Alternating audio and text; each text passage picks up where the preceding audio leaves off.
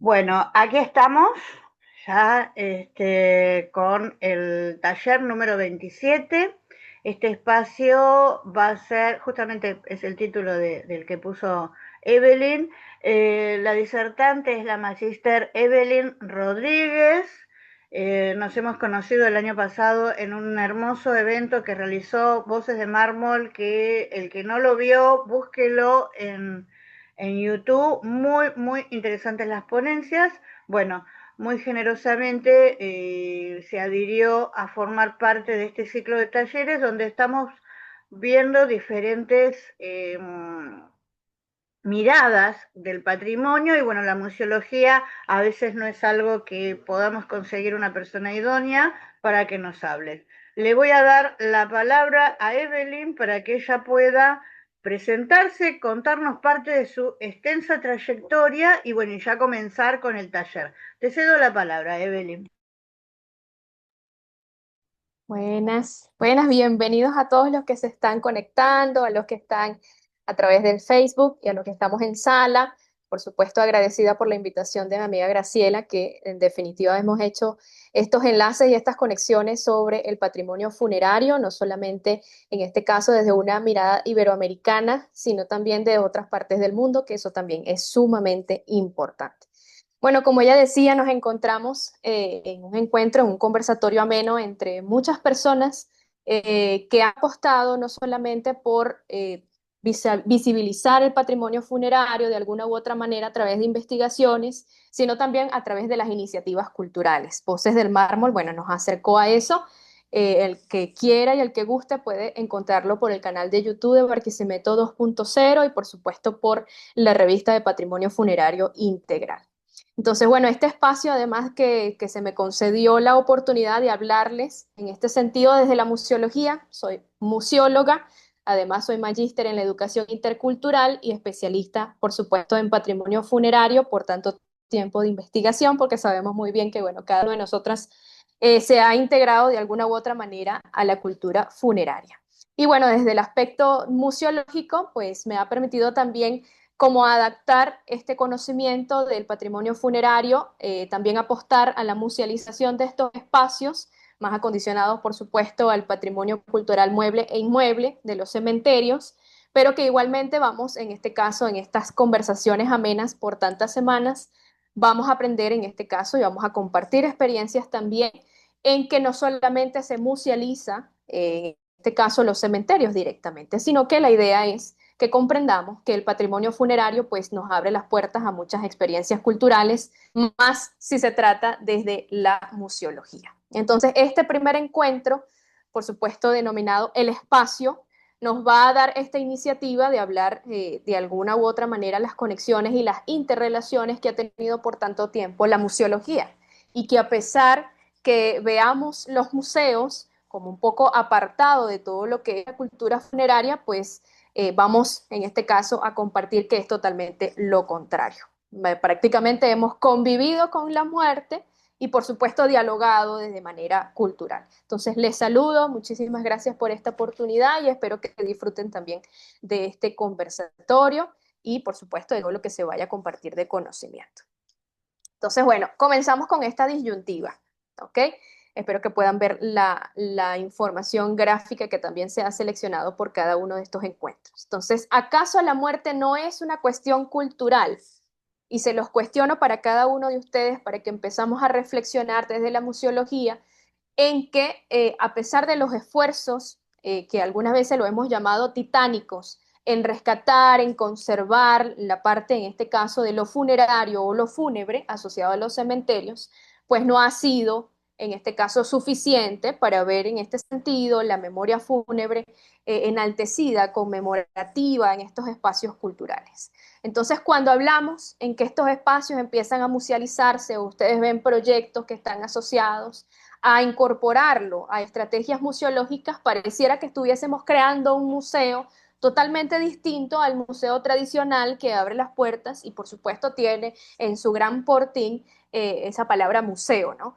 Entonces, cuando hablamos de lo funerario, en muchas de nuestras experiencias investigativas, pero también con el público, porque muchos de nosotros nos dedicamos también al turismo funerario, bueno, hemos tenido muchísimas aseveraciones, opiniones, en que lo funerario pues no está bien visto, quizás nos alejamos un poco de lo que es, en este caso, la muerte, y cuando nosotros tratamos en este sentido de decirles a estas personas que hay estrategias, que hay herramientas museológicas, pues obviamente nos dicen que es prácticamente imposible.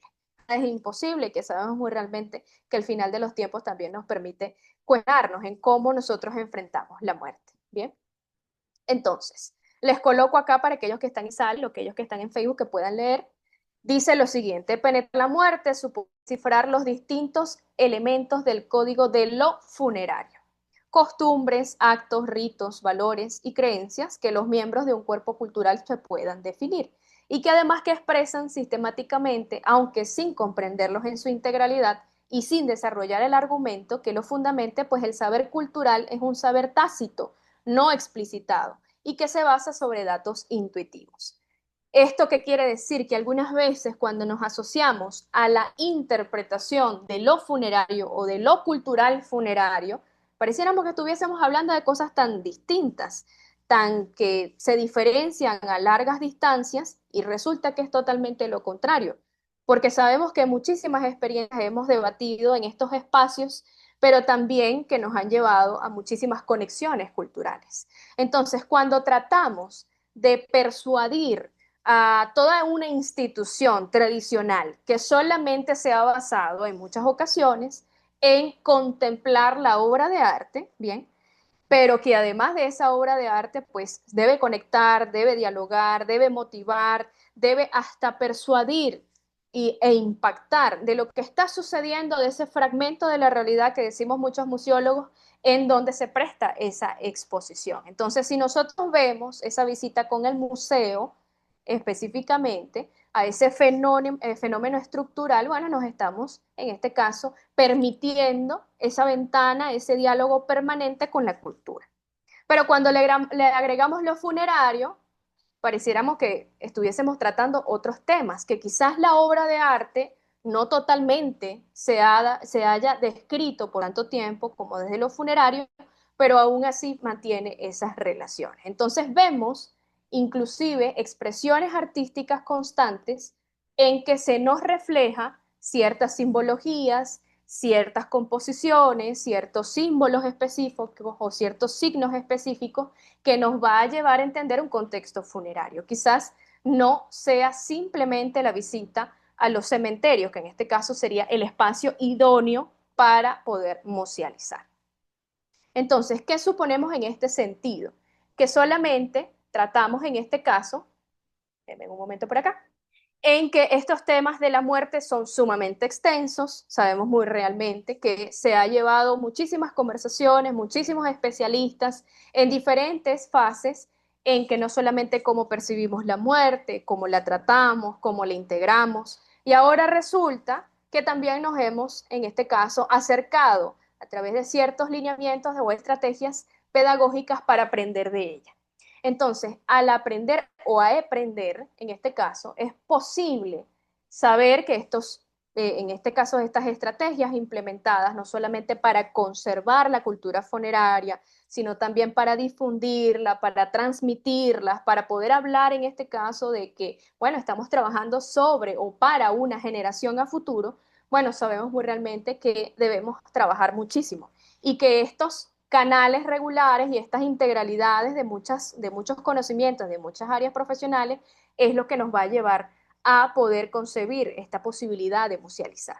Entonces dice acá que a la muerte solo podemos acercarnos indirectamente a través del examen de las conductas que los grupos sociales asumen para responder a su constante requerimiento, es decir, a través del desciframiento de ese complejo de los códigos de símbolos y creencias que los hombres construyen para mitigar su angustia ancestral.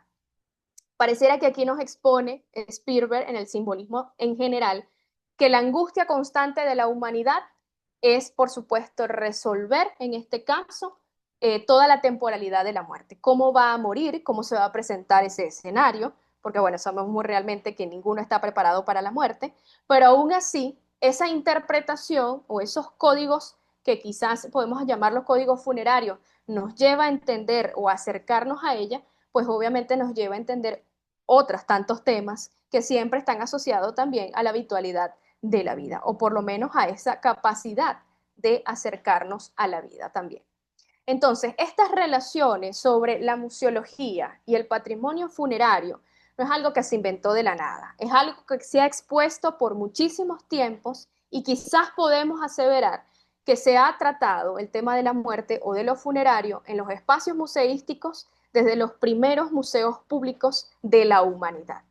Porque quizás establecer lineamientos en que sí, los museos pues obviamente existieron bajo una tutela o unos lineamientos institucionales para poder en este caso denominar los museos, pero además su funcionamiento, a qué se iban a dedicar, cuál era el mensaje que iban a transmitir y por supuesto a qué colección iban en este caso a exhibir a un público específico. Quizás no vemos la muerte como algo de una exhibición permanente, a pesar de que existen unos museos condicionados a ciertas colecciones específicas, me lo van a asegurar los arqueólogos y los antropólogos, y que así, pues obviamente existe la posibilidad de que estos constantemente se estén tratando. Quizás no lo veamos como el espacio a cielo abierto que teníamos en los cementerios, que tienen esta posibilidad de estos monumentos funerarios o esta escultura funeraria, pero que aún así, bueno, se tratan de que estos temas de exhibición permanezcan en constante habitualidad y por supuesto nos permita el diálogo en los diferentes públicos culturales. Entonces, esta asociación patrimonial, decir que hay un patrimonio sobre la muerte o hay una conexión sobre esta terminación de patrimonio y la muerte, estamos hablando de una construcción social para poder denominar que existe un patrimonio funerario. Al igual que dice acá, al igual que ocurre con el patrimonio cultural en general, la dificultad principal se encuentra en la concepción de la cultura y en el carácter procesual de la misma y por lo tanto debe ser dinámico y abierto. Siempre hemos pensado que cuando nosotros determinamos algo o definimos algo, pierde su sentido, pierde su valía y quizás empieza a deconstruirse su significado.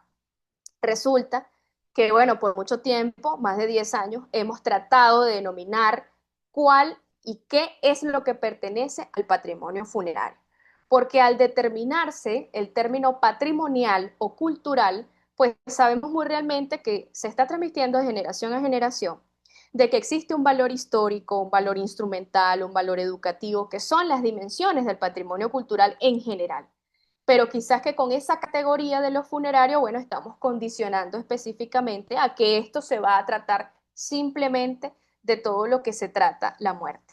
Pero quizás no hemos pensado que al tratar la muerte como tema general, pues existen esas ramificaciones, ese gran árbol de la vida, por así decirlo como ejemplo, para que así se puedan dar todos los temas habidos y por haber y que simplemente estén asociados a ese patrimonio y muerte. Bueno, quizás esto lo han conversado con anterioridad los otros especialistas que han estado en estos encuentros, pero es importante recordar que cuando nosotros nos trasladamos al espacio, en este caso el espacio físico urbano que se ha denominado, en este caso donde va a descansar los restos de la humanidad y por supuesto tiene un embellecimiento, tiene una estética, tiene una técnica y eso también se musealiza, bueno, es porque hemos pasado por tanto tiempo en ciertas concepciones mortuorias que con el tiempo han cambiado. Bueno, venimos, en este caso como se los coloco acá, de una muerte domesticada a una muerte investida o proscrita. Y esto lo dice Arias en sus ensayos sobre la historia de la muerte en Occidente de la Edad Media hasta nuestros días. Entonces, dice acá que la muerte domesticada, para aquellos que no lo sepan, en la primera se observa en Occidente entre el siglo VI y siglo XIII. Esta persona que tiene esa conciencia de su muerte, advertida por signos naturales o por una convicción íntima, y se le espera encomendándose a Dios, o por lo menos a la creencia universal, yaciente en la cama, rodeado de sus familiares en una ceremonia pública y organizada, y su actitud ante la muerte es familiar, atenuada, indiferente y se acepta sin drama y sin manifestaciones de emoción excesiva. Pero luego pasamos a una concepción mortuoria totalmente diferente iniciada por supuesto después del siglo XIII, la muerte es más sentida, pero se torna innombrable. Para algunas culturas, pues obviamente estos temas quizás sean como más habituales, para otras tantas, pues es casi oculto. Se oculta y adquiere un nuevo sentido, el lugar de la muerte va desplazándose lentamente desde la casa al hospital para convertirse en un fenómeno técnico y un proceso especializado. Los cementerios trasladados a las afueras de las ciudades, llamados cementerios extramuros, y las ceremonias, en este caso funerarias, y las manifestaciones de luto se hacen un poco más discretas. Entonces, venimos de una comparación totalmente diferente a lo que quizás podemos ver o lo podemos determinar qué es lo funerario en la contemporaneidad. ¿Por qué les digo esto? Porque sencillamente, a pesar de que veamos todavía, yo les digo, el patrimonio emergente, que son los cementerios, tratando de emerger sobre esa realidad que muchas veces, muchos países golpea por la situación en cuanto a su conservación, pues por otro lado tenemos otros espacios en cuanto a tanatorios, crematorios, etcétera, que se han actualizado frente a las nuevas tecnologías, porque ahora también podemos duelar en la tecnología, podemos igualmente, en este caso, apostar por servicios funerarios a través de las tecnologías y que esto no salió de la nada, sino que nuevamente se escribe la historia funeraria luego de la pandemia del COVID-19. Entonces, esto no ha venido, en este caso, a solamente decirnos, bueno, sí existe la muerte, por supuesto que existe, si existe la vida, existe la muerte. Pero además de eso, es indicarnos cuáles son los elementos simbólicos o significativos que aún nos lleva a interpretarla, a integrarnos a ella y, por supuesto, desde una manera cultural. Porque esto hay que dejarlo en claro, esto no es solamente desde una perspectiva histórica, sino también cultural. Hasta inclusive otros me dirán, otros especialistas me dirán, bueno, esto es netamente antropológico y sociológico, por otro lado, para que así podamos determinar en qué punto o en qué nivel cultural hemos estado asociado la muerte a nuestras propias vidas. Bien, bueno, yo acá les voy a ofrecer, antes de comenzar netamente a la museología, un preámbulo a cómo hemos desarrollado, cómo hemos interpretado la muerte en diferentes periodos. Ustedes reconocerán, por supuesto, a través de las imágenes de qué periodo me refiero. No me voy a detener en este caso porque esto no es una clase de arte funerario, pero sí podemos asociarlo a lo que posiblemente con el tiempo hemos asociado también a estos cambios de la humanidad. Bien, entonces, bueno, yo lo coloco acá como primer periodo y que esto va a definir ciertos momentos.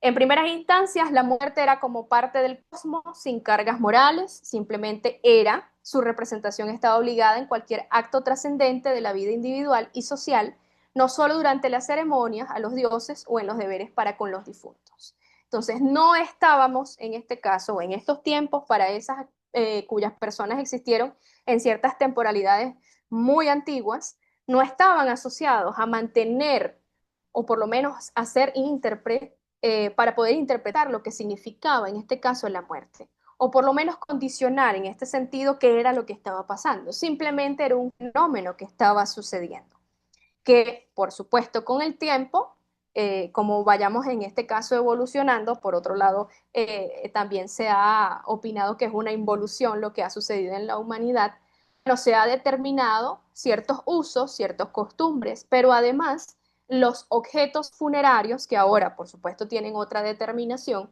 pues nos ha llevado a comprender ese contexto de la antigüedad, pero que aún así la muerte, pues obviamente algunas veces era tan inexplicable para algunos hallazgos investigativos que quizás nunca podamos determinar cuáles fueron hasta las causas totalmente a un 100% de cómo una persona, en ese caso de la antigüedad, fallecía. Y por supuesto todo el contexto cultural, si en tal caso pudiésemos determinarlo como cultural. Luego vamos avanzando con la muerte es un suceso más sobrenatural que real, en donde la muerte es un fenómeno que explica dos cuestiones muy importantes. Por una parte, nos permite entender cómo el ser humano ha ido construyendo la religión, o lo que hoy se determina religión, a través de la veneración de los muertos, pasando del politeísmo al monoteísmo. Y por otro lado, ha generado la idea en que todo individuo posee un alma, en este caso el animismo, para lo cual se hace referencia a comprender que cuando algo muere no necesariamente desaparece. Quiero que vean estos conceptos o me escuchen sobre estos conceptos y lo asocien con lo que estamos viviendo en la contemporaneidad, porque es la única manera de comprender el fenómeno patrimonial. Pues obviamente, dependiendo de la referencia visual que yo les coloco acá, el rendir cuentas a Osiris, pues lo podemos relacionar en algo más espiritual, ¿no? Porque en este caso, más allá de comprender el proceso material de lo que existe y lo que podemos en este sentido sobrellevar en algunos vestigios históricos y quizás hasta grandes maravillas del mundo o grandes patrimonios de la humanidad, pues obviamente nos ha llevado a poder conservarlo de alguna manera porque tenemos ese afán de que lo antiguo debe permanecer. Pero en este caso, permanecer en el tiempo y en este caso específico a la edad del antiguo imperio egipcio, pues podemos también comprender dentro de su forma de la muerte, pues comprender que necesariamente lo mortuorio no desaparece con lo material, sino que es posiblemente el más allá está asociado a la espiritualidad. Rápidamente pasamos a la muerte, no es un proceso de transferencia del espíritu, sino más bien que el proceso de la comprensión de la muerte es más ajena, es más hacia la búsqueda de la inmortalidad, que permite entender específicamente que les coloco acá, Freud, que el mundo gira a nuestro alrededor y que la muerte es un acto cotidiano pero impersonal, ya que nuestro inconsciente no conoce absolutamente nada negativo y por consiguiente tampoco conoce la propia muerte a la que solo podemos darle un contenido negativo. Saber realmente qué es lo que va a pasar es la intriga constante en este sentido, que bueno, existen muchísimos otros acercamientos más hacia esta particularidad del saber del más allá, pero quizás con esto, esta comprensión mortuoria, pues nos tiene ese afán del cómo morir. Inclusive hemos asociado ciertas prácticas de la antigüedad y la hemos llevado a la contemporaneidad para poder en este sentido hasta pensar en cómo depositar nuestros propios residuos corporales, en este caso convertidos en un cadáver. Y esta intención de esta angustia ancestral, como lo veníamos asociando al inicio, es lo que nos lleva, por supuesto, a condicionar un espacio, ¿ok? Si sabemos muy realmente cómo se llamaba al inicio, de la introducción de esta primera sesión, el espacio es lo que nos angustia más allá de la forma del cómo se va a morir y por supuesto cómo se va a perdurar en la vida, porque no todos pues obviamente nos ponemos ante un proceso y un tratamiento del cadáver exhaustivo para poder permanecer tal cual como hemos llevado la vida. Bueno, por otro lado, la muerte como parte de un proceso funcional, es decir, normativo, parental y legal, donde los actores sociales, en este caso, son elementos constitutivos de esa vida humana y que va a permitir generar no solamente las prácticas del acompañamiento ritual, sino también entender que la muerte es una necesidad básica que todos los seres humanos debemos satisfacer con respecto al grupo al que pertenecemos.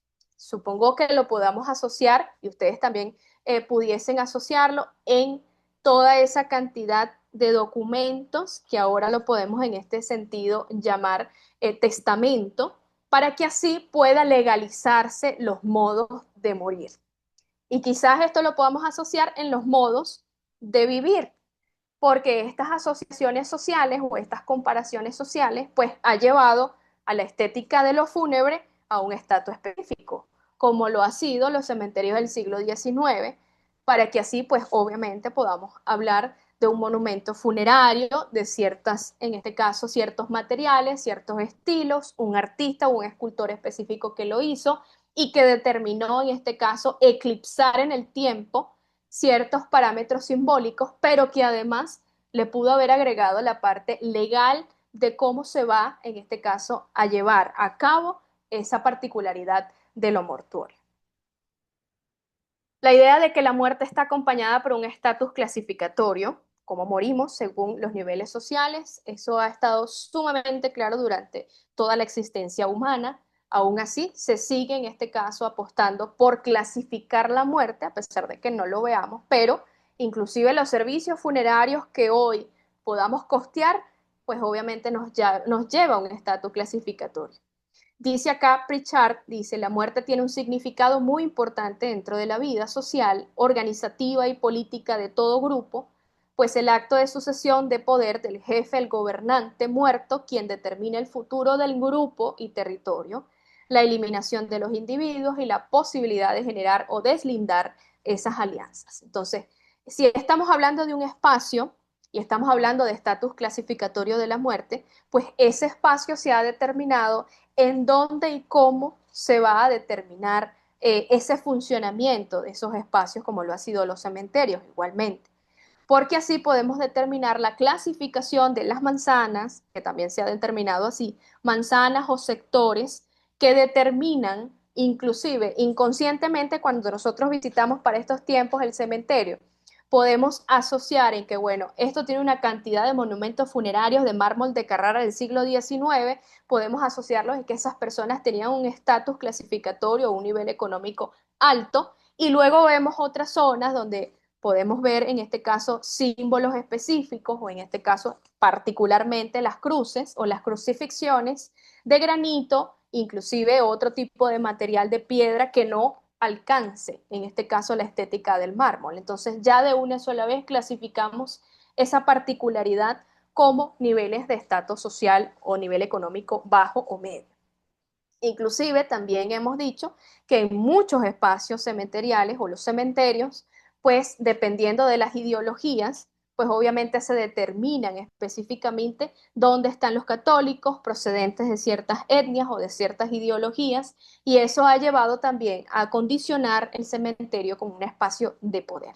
Inclusive les quisiera comentar que, bueno, estando acá, no los dije al inicio, estoy en Venezuela, pero en Venezuela muchísimos de nuestros cementerios o los más antiguos, pues tienen ciertas particularidades que dentro de los mismos entierros católicos de grandes necrópolis, pues también se sitúa ciertos enterramientos judíos, islámicos, alemanes, chinos, etcétera. Entonces podemos ver cómo el sincretismo religioso y más condicionado a la contemporaneidad, pues las personas empiezan en este caso a adaptarse a esas nuevas normativas del morir, pero también cómo nosotros convertimos ese estatus clasificatorio en cómo vemos la muerte para estos días. Luego pasamos a este segundo periodo, en donde la muerte es un proceso de reafirmamiento obligatorio y carente de significado personal de diversas prácticas sociales. Hemos llevado un vaivén en que si nos enterramos o nos cremamos o nos incineramos, en cómo, en este caso, hablando metodológicamente, es la angustia constante en este segundo periodo, donde dice Strauss, dice, la muerte está ligada a la vida cultural y social de todos los individuos, de sus creencias sobre el cultivo, la familia, la religión, los mitos, etcétera. Y por este motivo que todo proceso mortuorio es también un constante de repensarse a sí mismo dentro del grupo al que uno pertenece. Muchísimas veces grupos o personas muy puntuales que visitan o hacen turismo funerario junto a los que estamos acá en Venezuela, dicen, bueno, profesora, pero ¿por qué tenemos un monumento de más de 10 metros que tienen estos estilos específicos o tienen estas formas específicas? Y cómo esto, el personaje o en este caso el difunto, bueno, ¿quién representa?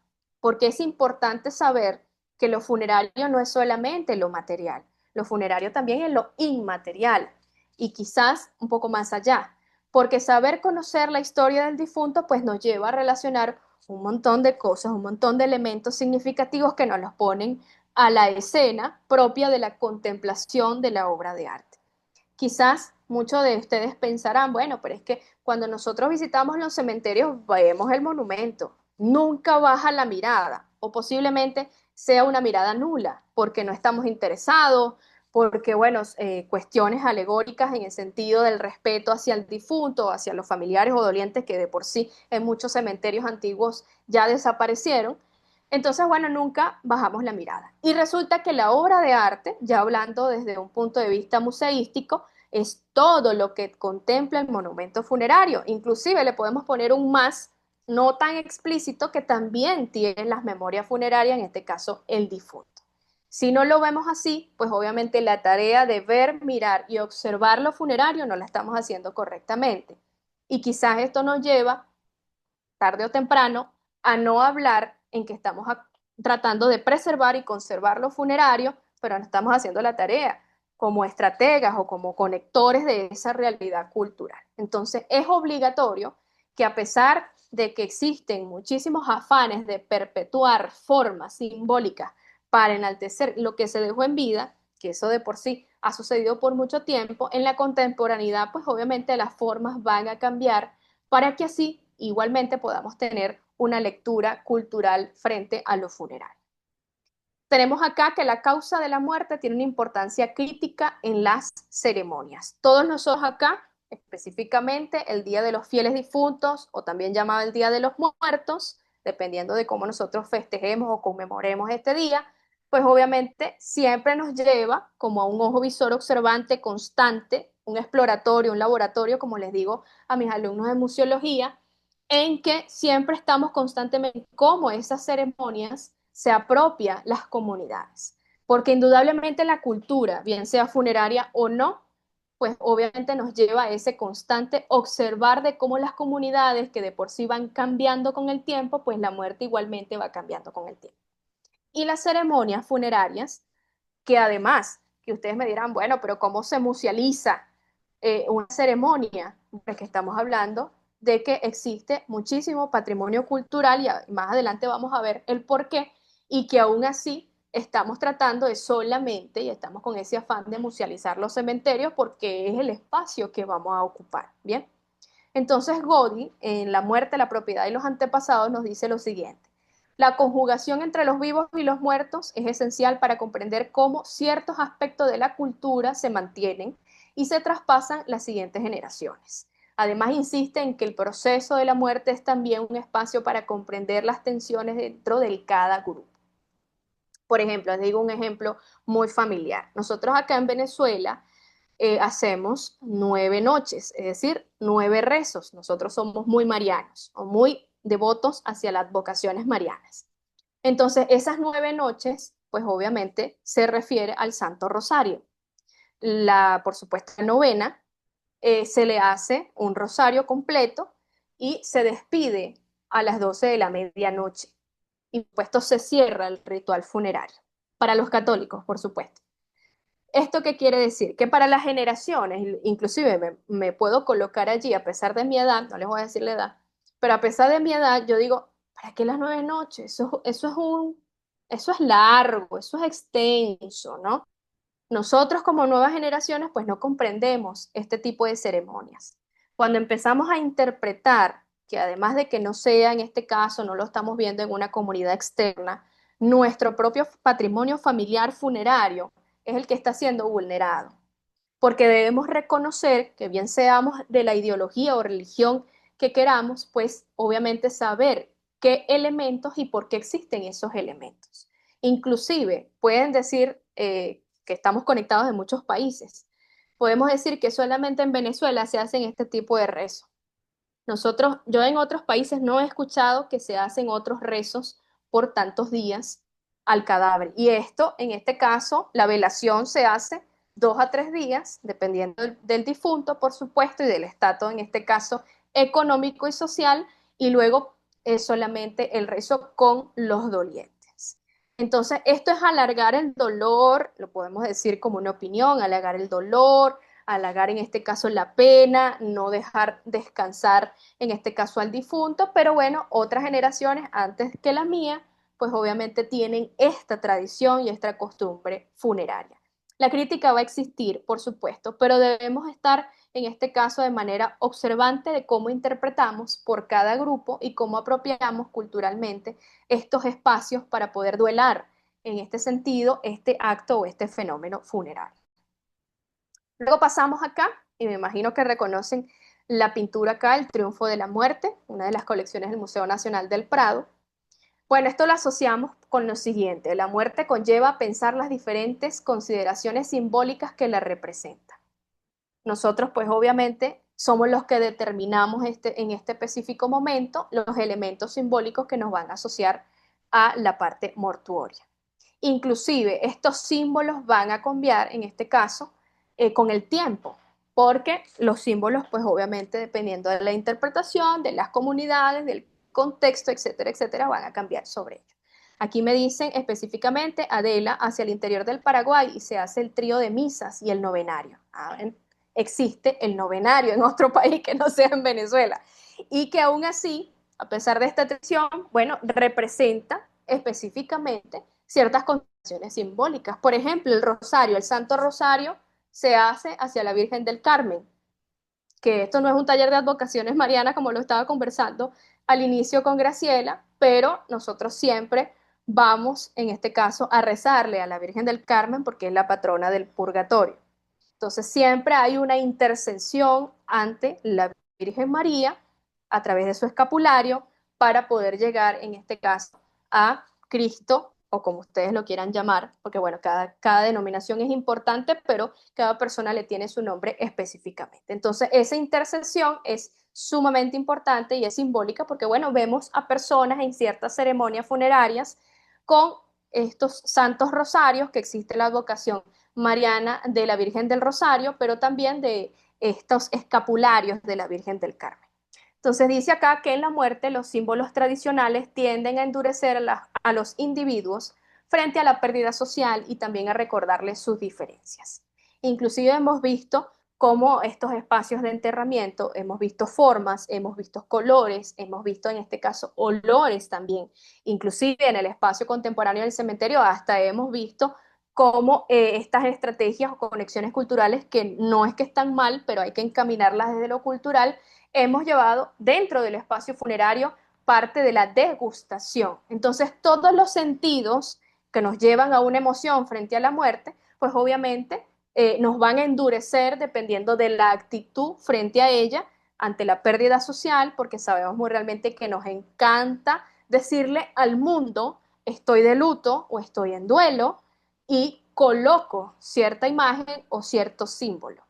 Yo siempre le digo a mis alumnos de patrimonio funerario que una de las cosas que no es que yo critique, sino que es algo como algo impersonal para la crítica, que es lo que está pasando con las nuevas tecnologías, que cuando a alguien o nosotros mismos perdemos a un ser querido, inconsciente o conscientemente, ponemos en nuestro estado de WhatsApp, en nuestras historias de Instagram, etcétera, etcétera, o colocamos el símbolo del duelo, que es la cinta negra, en este caso entrelazada, o colocamos en este caso nuestra fotografía o la fotografía de nuestro ser querido en blanco y negro, y también le colocamos y hasta le dedicamos ciertas palabras.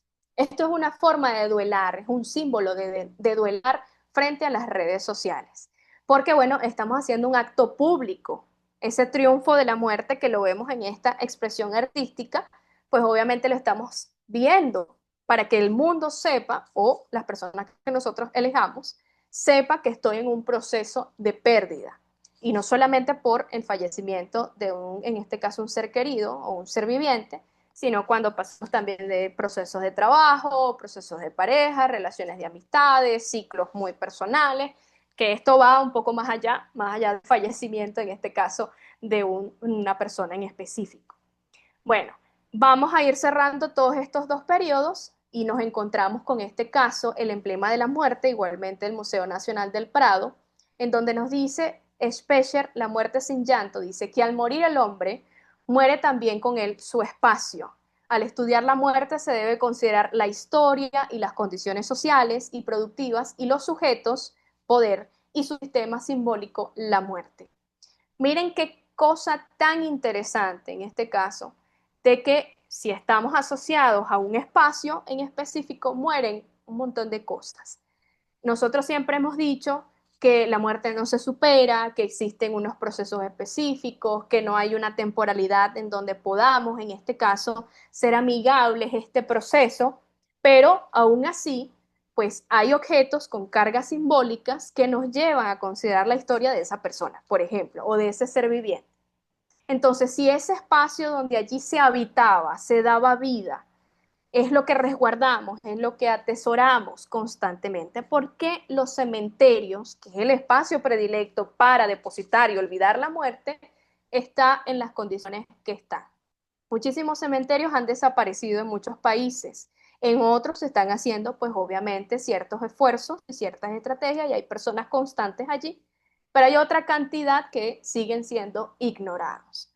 Si en este caso va a morir el espacio, pues obviamente lo podemos asociar y reinterpretar en que ya no existe el uso de enterramiento, que es el primer uso del cementerio, ya no va a existir el uso, en este caso histórico, por su existencia, ni mucho menos su uso cultural, en este caso que está asociado a cómo darle vida, dependiendo de las conexiones y las interpretaciones culturales que les damos en esto. Bien. Y por último, y no menos importante, la memoria y el olvido, en donde se destaca, en este caso, la importancia de volver a los ritos como elementos constitutivos de esa interpretación cultural. Porque estamos aferrados constantemente de que la preservación y la conservación solamente está asociado a lo material. Y no vemos como que esa interpretación cultural es la suma de todos los elementos simbólicos asociados a lo funerario. Muchas de las personas, por ejemplo, voy a dar un ejemplo acá claro, muchas de las personas que conozco que están conectadas también están asociados a la conservación, a la preservación y conservación de documentos. Y ese documento es un objeto funerario en donde se inscribió y se dejó constancia, además de que en este caso la grafía es también un valor histórico para la humanidad, en que esa persona existió, en que esa persona pues obviamente dejó ciertas condiciones que después de su muerte se deberían cumplir, que son los testamentos. Además, no nos olvidemos en este caso el acta de fallecimiento y el acta en este caso que llevan los cementerios, que es el anuncio de su enterramiento, en donde está asociado su losa, su comunidad o su sector, para que pueda ser visitado y por supuesto cumpla con las condiciones de conservación. Esto no quiere decir que en todos los cementerios se cumplan, pero hay que hacerlos valer como normativa, como lo vimos anteriormente. Entonces, todo este preámbulo que yo les menciono, que quizás haya sido conocido por ustedes o quizás no, nos lleve a poder acercarnos un poco más desde el área patrimonial o desde el área cultural de los funerarios, para poder determinar en este sentido, más allá de que una carta internacional me lo diga o de una normativa me lo diga, es considerar qué es lo que condiciona el patrimonio funerario, para yo decir y para yo pensar que va a existir una institución que se va a encargar en este caso de su funcionamiento cultural. Siempre he sido de la opinión, y me disculpan si es totalmente diferente a algunos museólogos que están por allí o algunas personas que puedan hacer en este caso su labor dentro de los museos, es que si el cementerio, el espacio musealizar desde lo funerario no funciona como museo, y vamos a ver más adelante las funciones del museo, pues obviamente no se está haciendo absolutamente nada. Simplemente es una reinterpretación de un sitio patrimonial llevado a una cantidad de públicos específicos. Bien.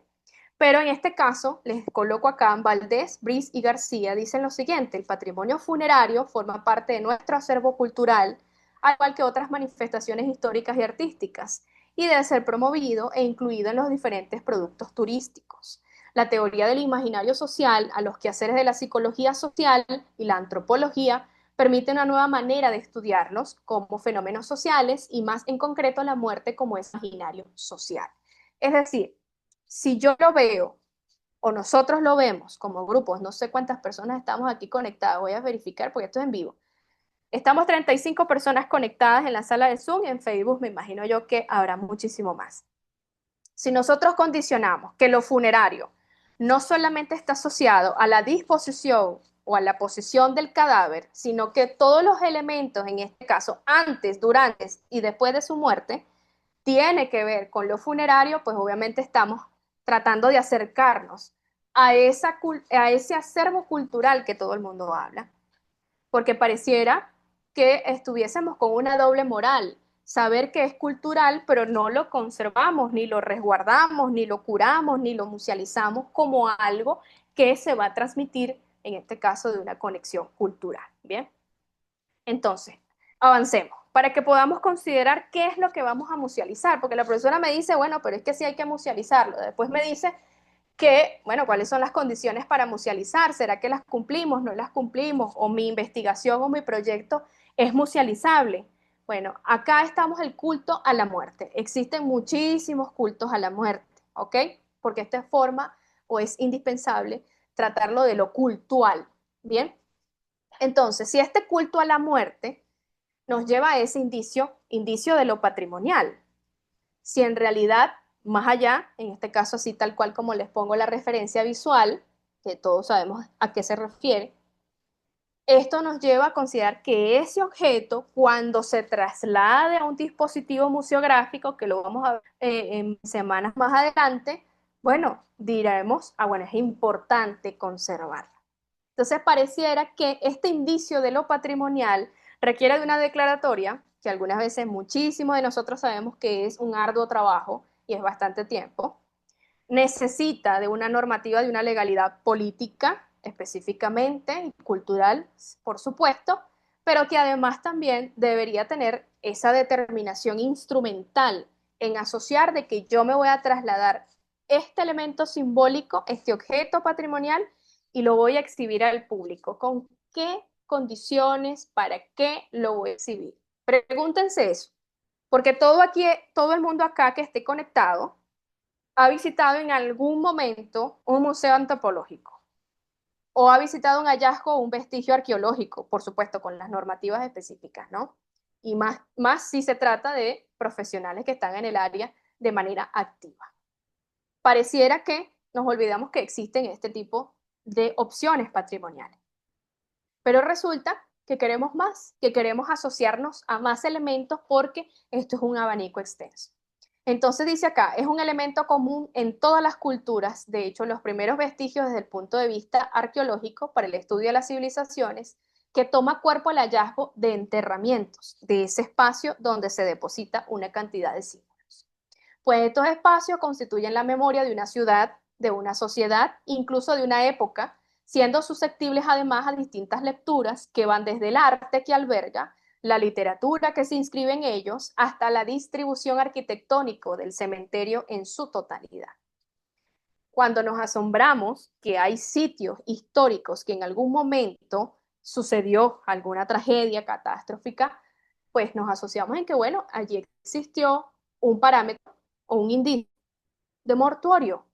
Pero nos asustamos entonces cuando empezamos a colocarle ciertos señalamientos. Estas son, en este caso, los cedularios o las fichas de interpretación, donde contamos qué fue lo que pasó allá. Entonces la gente se asusta, ay no, pero es que yo no sabía que fulanito, sutanito, X personaje o X comunidades murieron allí. Entonces es espantoso, porque tiene que ver con la muerte.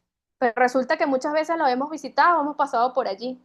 Inclusive hemos pasado por los centros históricos, que son de muchísimos siglos, que además son un caso patrimonial, que sabemos que muchos centros históricos han sido musealizados y que muchos de ellos son cementerios antiguos en su amplitud. Más allá de que la catedral tenía su cementerio interno y que ese interno pues fue clausurado, esa historia ya lo sabemos. Fue clausurado en tanto tiempo y bueno, cae en este caso la asociación de convertirlo en un cementerio extramuro, fuera de las ciudades. Más allá de eso es que sabemos que hay otros espacios, ¿ok?, que existen en esta determinación de los funerarios. Por ejemplo, no quiero entrar en polémica, pero es un caso que debemos en este sentido llevarlo a reflexión. Todo lo que ha sucedido con la pandemia, en donde, por supuesto, espacios que no eran específicamente en funcionamientos para enterramientos, pues obviamente para estos tiempos sí fueron depositados ciertas personas que murieron o que fallecieron por esta pandemia. Estos espacios indirectamente se convierten en funerarios, como otros tantos y otro tema polémico que también ha llevado a la mirada crítica de la existencia humana. No estoy hablando de un sector específico, es lo que está sucediendo en Gaza, lo que está sucediendo con Palestina e Israel. Con el tiempo que ustedes han visto, y si no, búsquelo en internet, en los mapas de ciertas aplicaciones, cómo estos espacios, por la destrucción bélica, por supuesto, se han convertido y va a ser convertido con el tiempo y por la historia en espacios funerarios. No quiere decir con esto que sean espacios culturales, pero ya le convendrá en este caso a otras generaciones y convertirlo en este sentido espacios para la memorización de en este caso de la propia muerte. Bueno, yo les coloco acá para subrayar lo que vamos a hablar. Este indicio de lo patrimonial nos lleva a determinar qué es cultura, qué es culto y qué es cultura funeraria. Cultura, pues procede, ya lo saben bien, del latín cultis, cultivado, luego trabajado, cuidado, adornado, enseñado y de paso elegante. Además, esto nos lleva a cultivar y a habitar. El culto, por otro lado, en este caso es un participio del verbo latino colere, cultivar, habitar, tanto en la tierra como en sentido figurado a las personas, educarlas, instruirlas en ese conocimiento. Nos lleva más que todo hacia el aprendizaje. Entonces, si sumamos este con este, tenemos la cultura funeraria, que es el conjunto de creencias, prácticas, objetos, símbolos, espacios, expresiones que las sociedades desarrollan en torno a la muerte, el duelo y, por supuesto, el entierro y la memoria de los difuntos. Esto nos lleva, por supuesto, la cultura funeraria es sumamente extensa. Yo se los resumo en estos tres elementos que están asociados a Thomas, que es antropología de la muerte, que lo pueden leer, rito funerario, luto y duelo. El rito funerario, que se consigue como esas prácticas socioculturales específicas de la especie humana, relativas a la muerte de alguien y a las actividades funerarias de ella que se derivan tales como velorios, como bien lo mencionamos anteriormente, rezos, entierros, cremaciones, momificaciones, edificaciones convertidas en monumentos, como también sacrificios humanos, entre otros, y sea cual sea la opción funeraria que nosotros optemos o que se practique, están caracterizados por un elaborado código simbólico, en este caso sobre la base de la cual que se construye la realidad social producto de una cultura sincrética. Luego tenemos el luto, que la función del luto es codificar la tristeza y su expresión, esa reglamentación fijándola en un término. Esas funciones de que nosotros somos el doliente, esa función publicitaria que dice acá. Acompaña al difunto para permitir que alcance su lugar post-mortem y además de preservar a la sociedad de la contaminación por el sobreviviente impuro. Por otro lado, el duelo, vivencia personal penosa y dolorosa que afecta al impulso vital, el rito también acompaña y en este caso ayuda al doliente a pasar de, en este caso su tránsito sea el tiempo que sea, hasta su reinstalación social. Entonces, todos estos términos nos asocian a que todas estas expresiones o todas estas acciones tienen que ver tarde o temprano desde lo patrimonial. Bien. Pero, ¿qué es lo que se torna patrimonial? Bueno, yo les coloco acá para que sea sumamente más explícito. La cultura funeraria, en este caso, se los coloco de la manera tangible, tenemos mueble e inmueble. Por un lado, tenemos los conjuntos o cementerios o necrópolis y manifestaciones similares que se refieren con esta definición a lugares con tradición de enterramiento.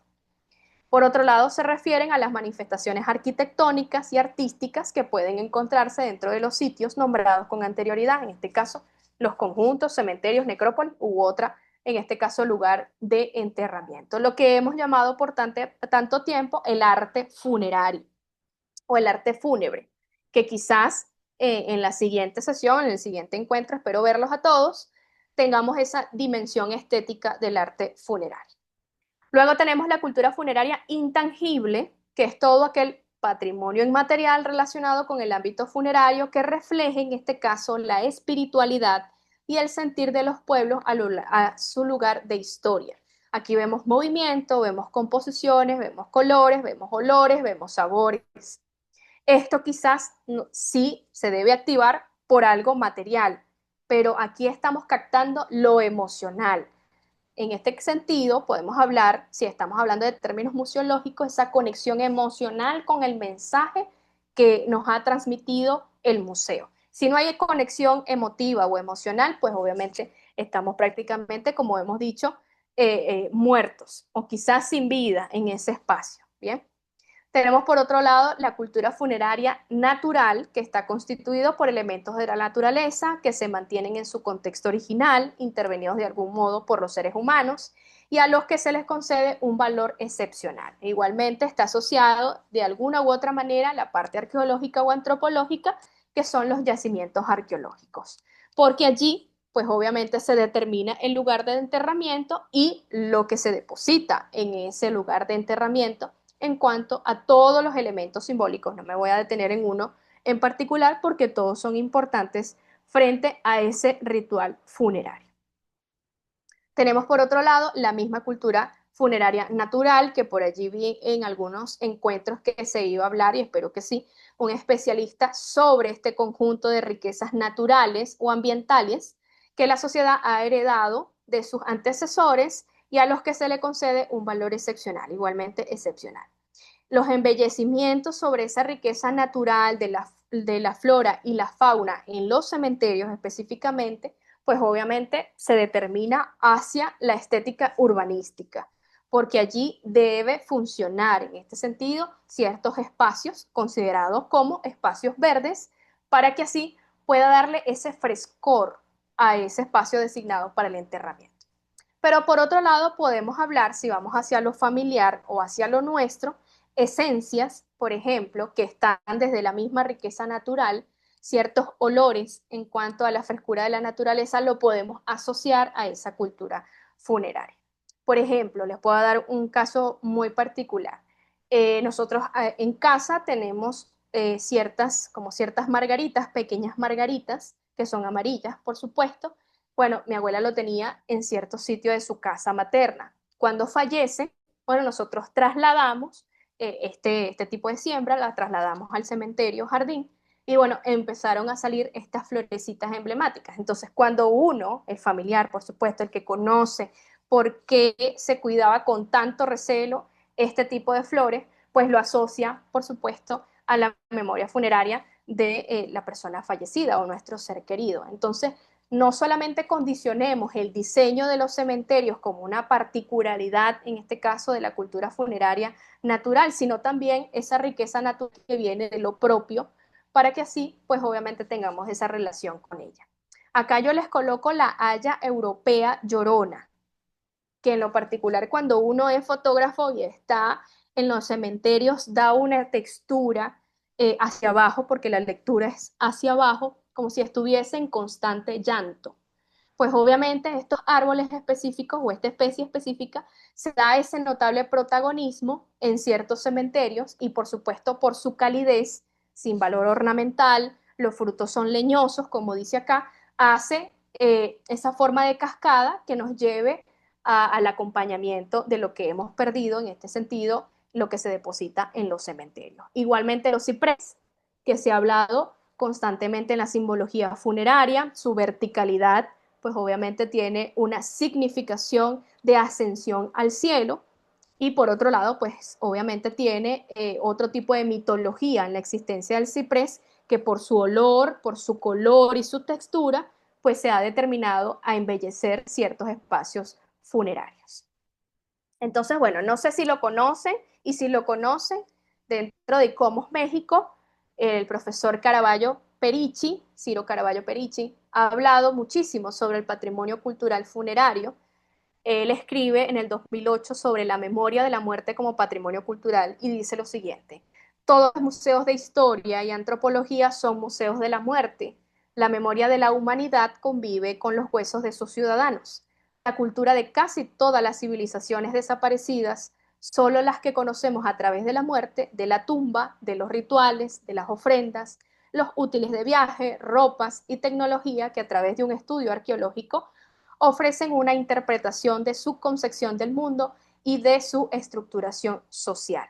Entonces, en vez de buscar un museo, hacer un museo, dice acá, ya tenemos museos sobre la muerte, ¿ok? La cuestión es cómo nosotros, los profesionales o los nuevos profesionales, pues condicionan sus investigaciones y sus iniciativas o acciones culturales en musealizar otros espacios. Me dice acá, Adela Escobar me dice, en Brasil ese árbol que estábamos asociados al anterior se llama Salgueiro llorón, y Rosana dice sauce llorón en Argentina. Entonces sí existe esta particularidad. En Venezuela no existe este árbol, pero sí existen los ciprés. Entonces se determinaron en ciertas épocas, a pesar de que, bueno, existen otro tipo de especies en estas zonas de los cementerios que tienen ciertas, vamos a decirlo, cierta atmósfera para la fotografía, para la estética de los mismos, y por supuesto si estamos musealizando, pues obviamente nos da ese entorno del embellecimiento de esa obra de arte.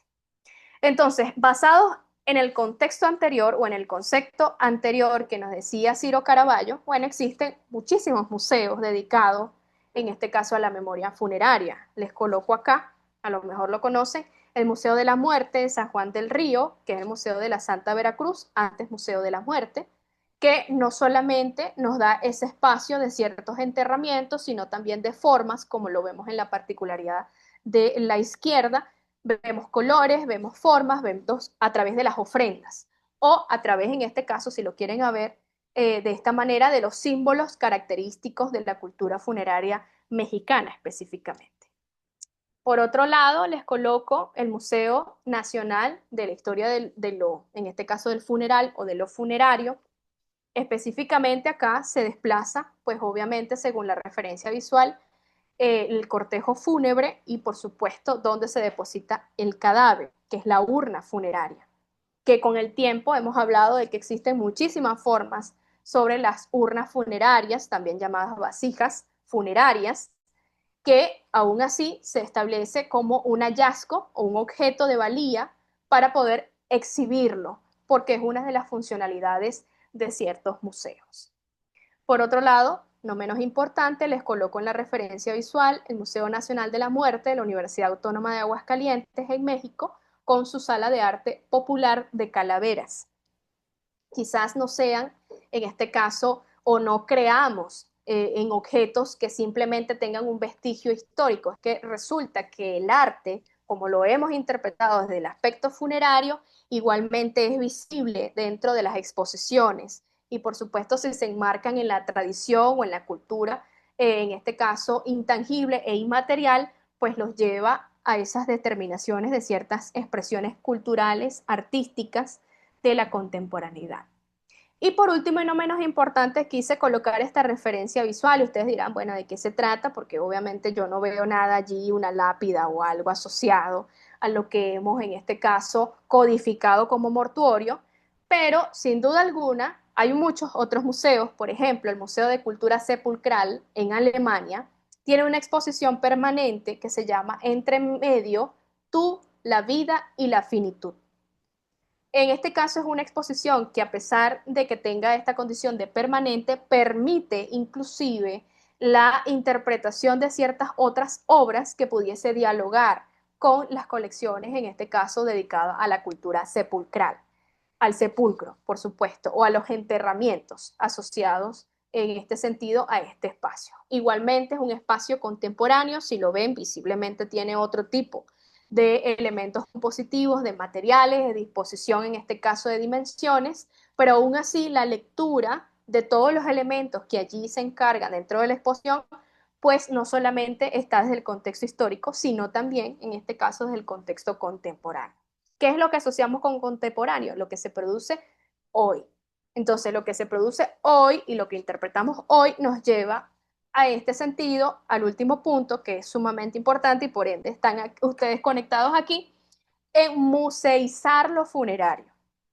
Ustedes dirán, bueno, pero se llamaba musealizar. Bueno, musealizar es el verbo de museizar. Esa intención, en este caso, de que si existe algún diálogo entre ese patrimonio que hemos dicho, bueno, tiene que estar lo más alejado posible, eso no se toca, eso no se habla porque es la muerte, pero ahora tenemos esa intención de llevarlo a la exhibición, a lo público, a la reinterpretación, a la resignificación y un término sumamente importante que es la revalorización del patrimonio cultural funerario. Entonces yo les coloco acá un término de Andrés de Vallès y Francois Maurice, que son sumamente teóricos sobre la museología. Dice, un museo es un espacio definido que una comunidad, es decir, la sociedad, utiliza para canonizar su memoria colectiva. La transformación de un lugar viviente en una especie de museo, ya sea centro de actividades humanas o un sitio natural, que necesita apropiarse de ciertos mecanismos culturales, y el término de patrimonialización implicaría de manera clara la idea de preservación sin ocuparse del conjunto del proceso museal, que es por ende el que se habla muchísimo. Vamos a tratar de que esto se revalorice dentro de las dimensiones del patrimonio cultural, pero yo no lo voy a convertir en un espacio de exhibición, es simplemente esos indicios de preservarlo. Mientras que ese fenómeno museal lo han asociado indudablemente a compartir esa idea peyorativa de petrificarlo o momificarlo. Ya ustedes saben a qué término mortuorio me estoy asociando. Si lo estamos petrificando, es prácticamente colocándole una cápsula en el tiempo que así debe permanecer por tanto tiempo o por la eternidad, como se ha asociado muchísimo tiempo. Y momificarlo, pues obviamente las condiciones de conservación para que así se mantenga esa intención de seguir, en este caso, disfrutando de los vestigios o los hallazgos históricos de esos objetos. Entonces, pareciera que tenemos esta intención de preservarlo, ¿ok? Existe. por lo menos está encaminado en muchos aspectos. Yo les coloco acá Magda Maria, que dice, ha hablado de museizar la muerte, una cuestión por lo que ha abogado constantemente, porque museizar la muerte, dice ella textualmente, es hablar de la vida y de unas facetas mucho más humanas, como la solidaridad colectiva que se produce alrededor de los entierros. Ella trabaja, por supuesto, o mantiene proyectos activos en el Museo de las Carrozas Fúnebres de Barcelona, España. Entonces, esta intención no es una cuestión de la nada, por así decirlo. Es hablar igualmente un tema como lo ha sido, por ejemplo, el género, como lo ha sido en este caso la economía, la política, la ideología, etcétera, etcétera.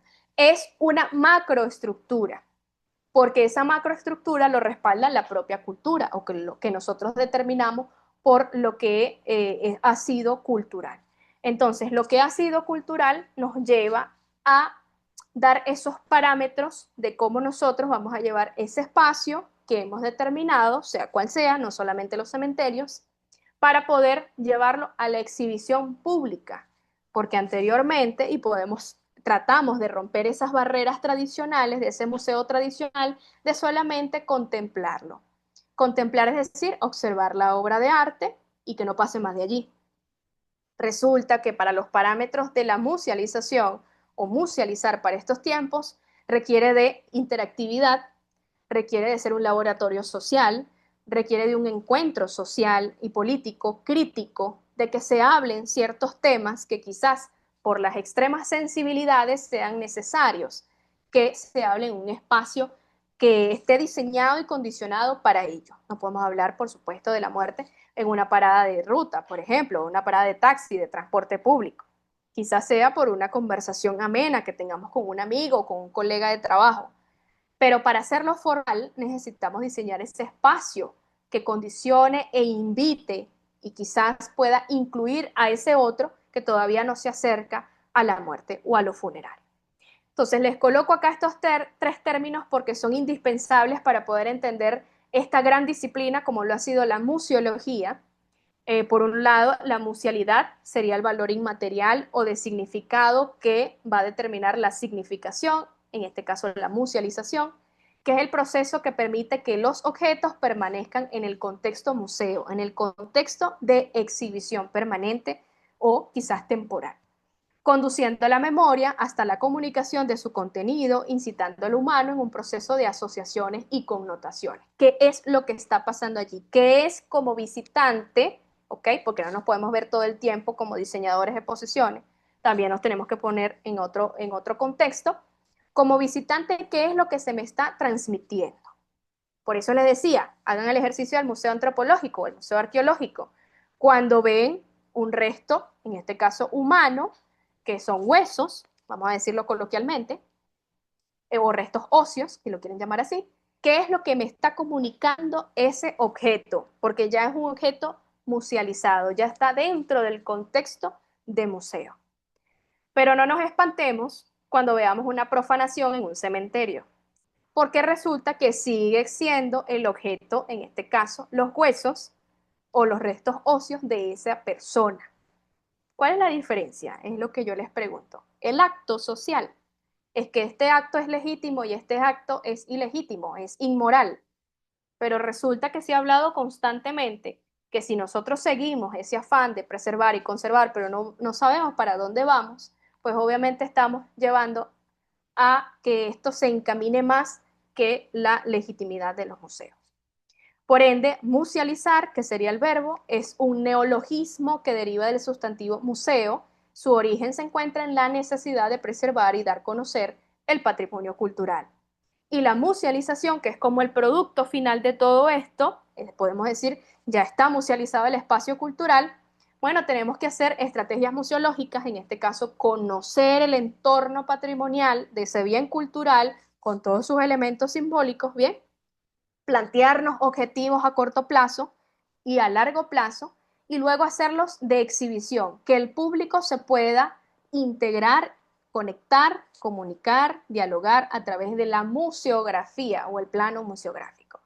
Esto lo vamos a extender, por supuesto, en las próximas sesiones, pero son planteamientos desde lo museológico y lo museográfico que nos llevan a qué mensaje quiero transmitir, Yo les digo todo el tiempo a la gente que me dice, Belín, yo quiero musealizar mi cementerio o yo tengo ese proyecto tal de musealizar el cementerio. Entonces yo le pregunto, ok, perfecto, tu primer objetivo es preservar lo que está allí, porque está en peligro de extinción. Nosotros siempre preservamos cuando estamos perdiendo algo.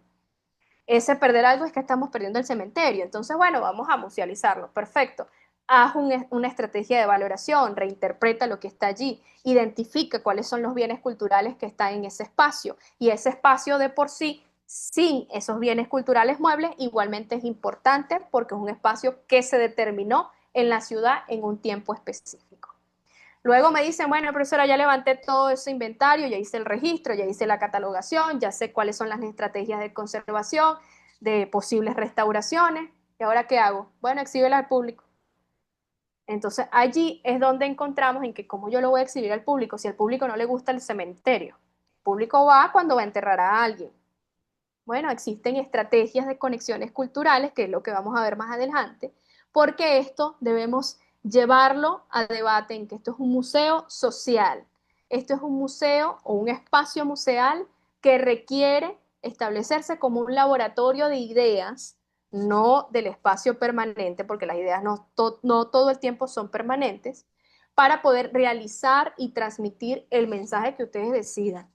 Si el mensaje es, bueno, recrear un espacio para la literatura funeraria, bueno, ¿qué mensaje de la literatura funeraria quieres dar? Si es de la escultura o del arte funerario, ¿qué es lo que quieres conversar desde el arte? Llevarlo solamente al valor histórico no es la respuesta, a pesar que la historia es indispensable, pero no es la respuesta para toda la diatriba que requiere, en este caso, atención. Entonces, cuando nosotros convertimos esta triada, estamos igual que la triada de Peirce del signo, símbolo e icono, bueno, coloquemos así los tres términos que les mencioné con anterioridad. Tenemos que desde la experiencia podemos musealizar porque tenemos rituales y prácticas funerarias que ya las vimos su concepción anterior. En este caso, como bien les refuerzo acá, están definidos por la teología expresada de manera abierta, por las organizaciones religiosas, por una espiritualidad informal más difusa reflejada en creencias personales y por los marcos legislativos y el mercado que construyen límites sobre lo que está permitido, además de las opciones disponibles dentro de los marcos, en este caso, que se permiten. Asimismo, las prácticas funerarias han ido evolucionando, lo sabemos muy bien, con la fusión de culturas a medida que los patrones de migración cambian y alteran la forma en que una nación refinida sus identidades. Un ejemplo claro acá, muy venezolano, en el Cementerio General del Sur, en el Distrito Capital, existe dentro de su gran cementerio, que es el primero en el caso de Venezuela, pues existe la Corte Malandra. Esta Corte Malandra es un sitio específico que se determinó para el ocultismo, el espiritismo, etcétera, etcétera. ¿Ok? Que convive a su vez con el catolicismo. Que allí se entierra, por supuesto, el que es católico, no sé de qué nivel, pero el que es católico, y se entierra también aquellos que están en esta corte malandra. Esto no quiere decir que la corte malandra no sea, en este caso, religiosa, pero tiene sus concepciones y connotaciones específicas. Este sincretismo religioso se ha vuelto cultural para la cultura funeraria venezolana. Quizás la cubana, por ejemplo, que muchos de los contenidos funerarios están en TikTok y en Instagram por Reels, han hablado de la cultura funeraria cubana que se refleja de otro punto de vista, que los ritos funerarios son desde otro contexto social. Pero igualmente son patrones de migraciones en cuanto a la concepción funeraria, que igualmente sería interesante hablarlo en un espacio y no prácticamente alejarlo de la misma realidad de la vida.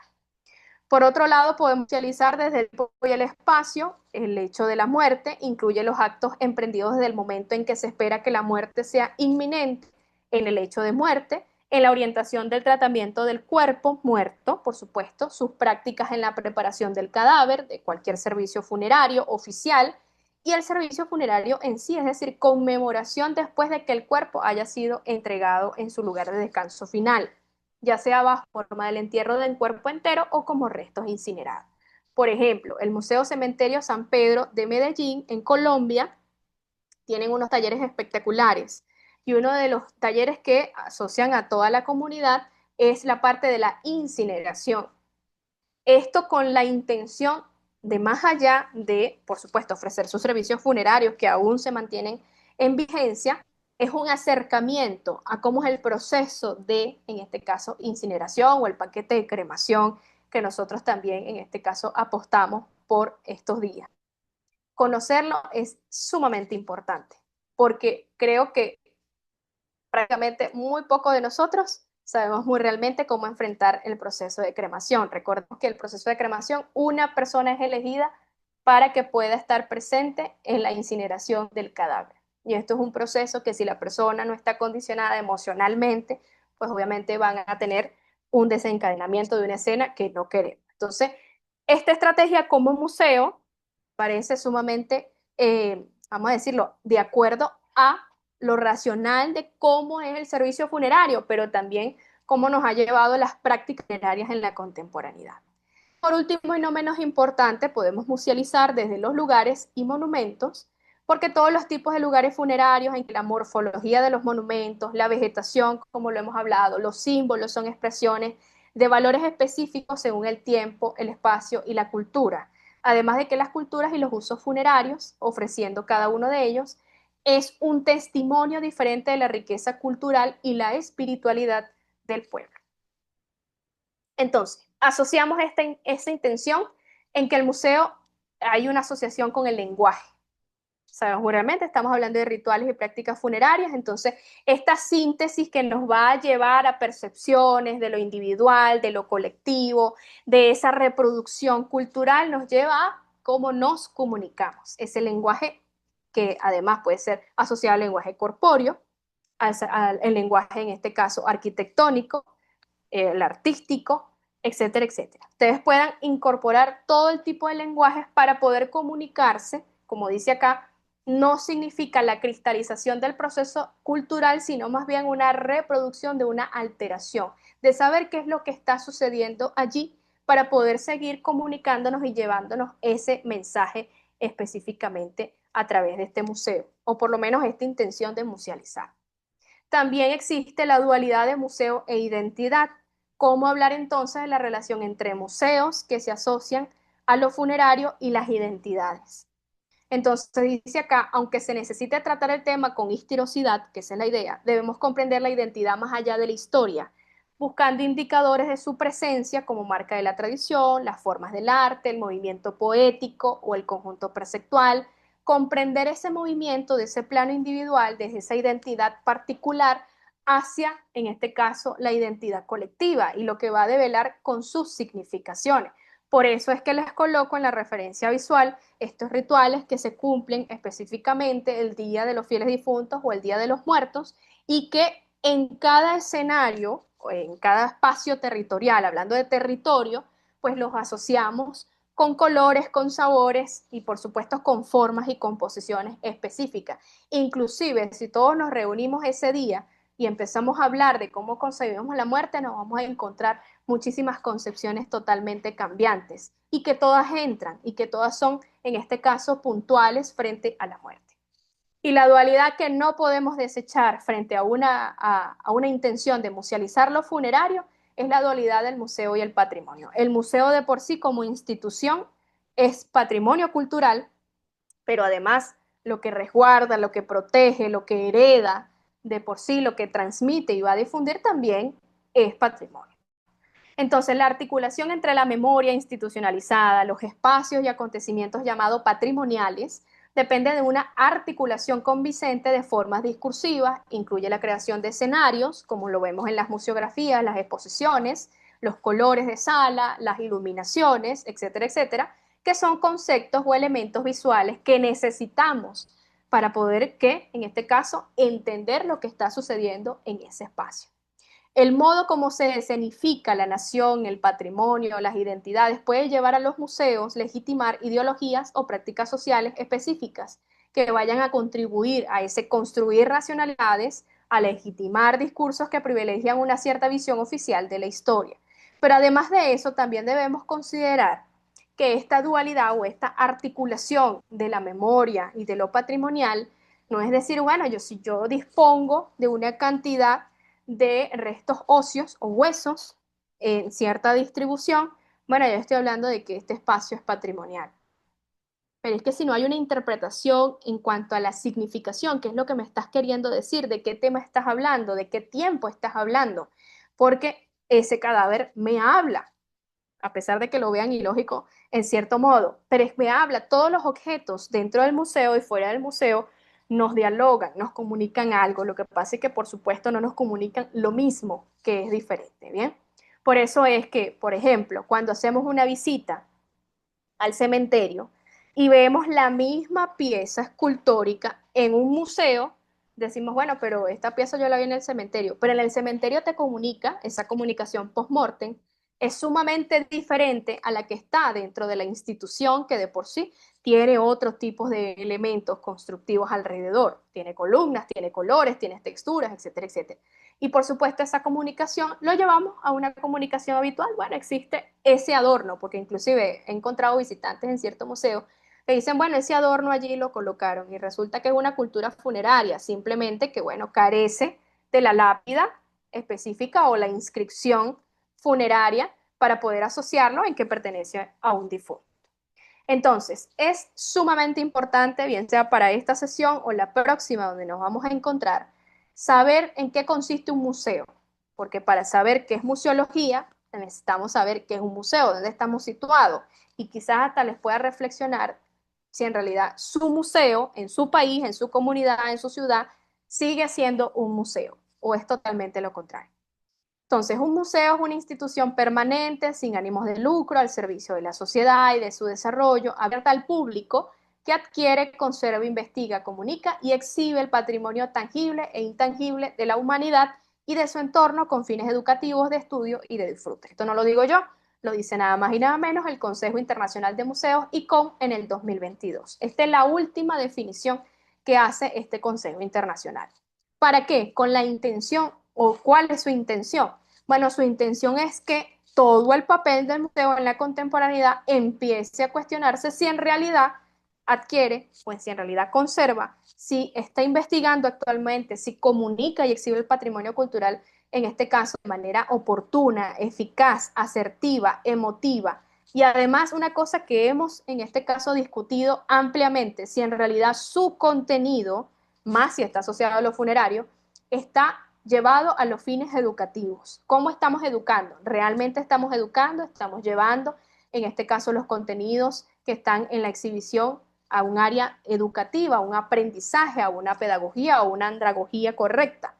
Bueno, les coloco estos ejemplos claros, además que soy sumamente fans de estos elementos. Cuando un museo se renueva, acá les conozco, me imagino que también lo conocen, su apertura fue el año pasado, el Gran Museo Egipcio del Cairo, un hito de la implementación, en este caso, museográfica, porque no solamente son las maneras de exhibir, o sea, su espacio, cómo se ha modificado a los lineamientos más modernistas o contemporáneos en cuanto a su arquitectura, a la exhibición de las piezas, pero también a la atmósfera de interpretación de los elementos patrimoniales. Porque uno puede decir, ah, bueno, esa es una escultura, trata de tal siglo, o tiene este tipo de simbología. Pero cuando lo llevamos a lo patrimonial y empezamos a manejar el público, necesitamos múltiples interpretaciones para poder entender el contexto histórico.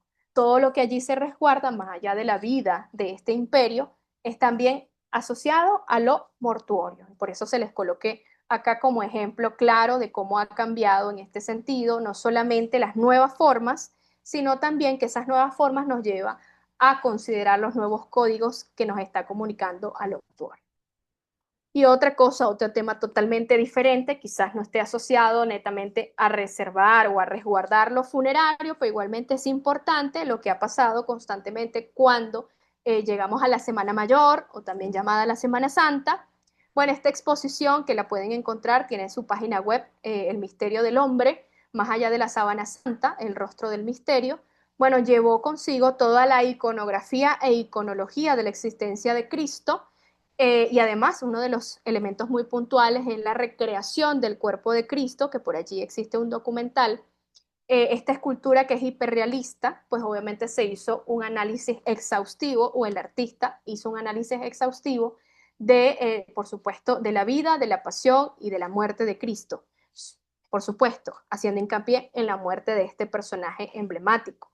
Pero que además, a pesar de que no lo veamos como un contexto funerario, aquí estamos viendo una representación funeraria con otro tipo de manifestaciones artísticas y otro tipo de lecturas. Pero resulta que me están colocando aquí un objeto hiperrealista que está, por supuesto, en forma de cadáver, pero que alrededor existe una codificación amplia de cómo ha existido Cristo, de cómo existe Cristo para la realidad y su simbología que nos lleva también a repensar su imagen frente a lo funerario.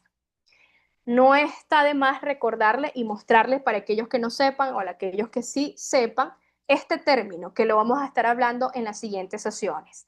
La museología, el museo tradicional y el nuevo museo.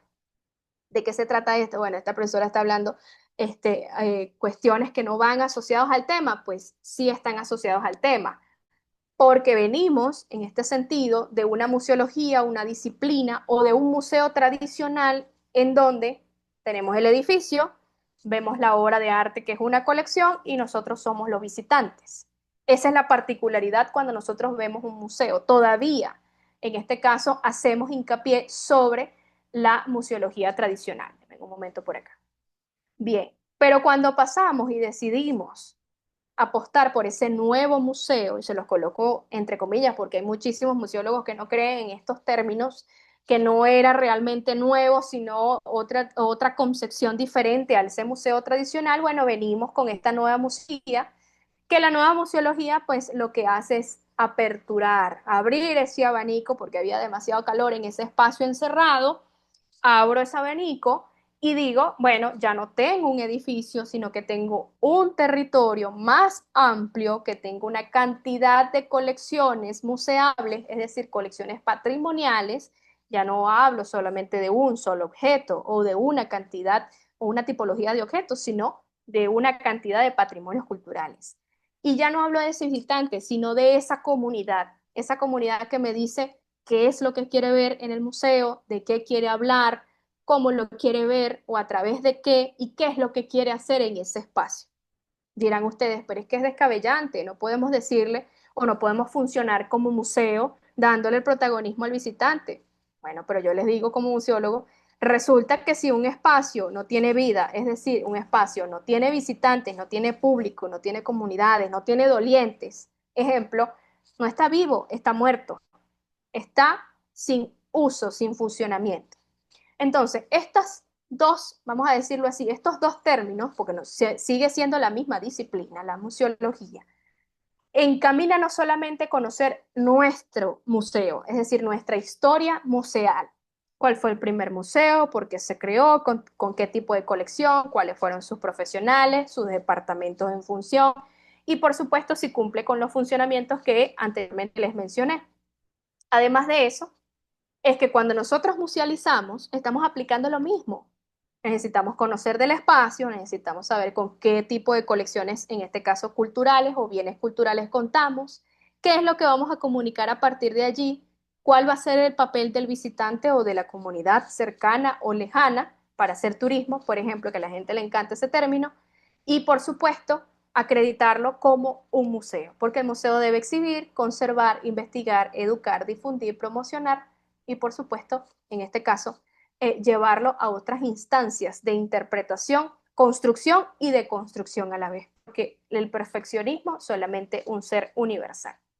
Entonces, tenemos que, para integrar la nueva museología, que es el último término que está asociado a la teoría museológica, no se preocupen si en este caso lo vamos a expandir en las siguientes sesiones, es porque necesitamos la representación de ese espacio, sea material e inmaterial, tangible e intangible, por eso les coloco.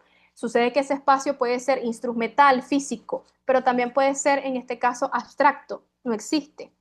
Y ese espacio lo creamos en nuestras mentes porque estamos musealizando una costumbre funeraria, porque está perdiendo, en este caso, sentido, la comunidad ya no se apropia en ella y es necesario poder conservarla a las diferentes generaciones. Luego pasamos a esas prácticas espaciales llevadas a la acción y a los espacios de representación. ¿Qué es lo que vamos a hacer allí? ¿Por qué, ejemplo, se colocan las ofrendas en ciertos espacios de la casa, en ciertos países, y luego se trasladan las ofrendas en el espacio cementerial, o en este caso el cementerio? Es que existe una relación de casa a cementerio. Resulta que el cementerio también sigue siendo una casa, solamente que la casa, quizás se ha hablado muchísimo que es la casa de los muertos, pero es también la casa para los vivos. Y por último, y no menos importante, hacemos esos correlatos espaciales en donde ese espacio que debe estar planificado, debe estar percibido, esa existencia material de por sí se convierte en un espacio vivido a través de los sentidos, de los símbolos, de las emociones, nos lleva a que podamos entender esa narrativa, ese mensaje que queremos transmitir. Si yo, por ejemplo, más allá de convertir un tour turístico con una temática específica, pero yo lo quiero hacer permanente ante una musealización. Entonces, esos correlatos, esas narrativas, yo no puedo hablar siempre de los mismos personajes históricos, porque no solamente la parte de la historia está allí, o no solamente los historiadores están enterrados en ese espacio, por ejemplo. Están también poetas, músicos, artistas, que igualmente forman parte o se consideran dentro de los elementos simbólicos que dan vida a ese espacio que ha sido seleccionado.